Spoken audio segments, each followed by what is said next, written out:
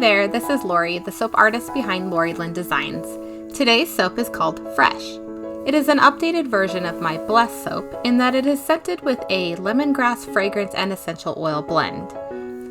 I am doing a mixture of soap dough embeds that I made yesterday with my clay extruder using soap dough, and I'm also doing a funky drop swirl with a bonus spoon swirl.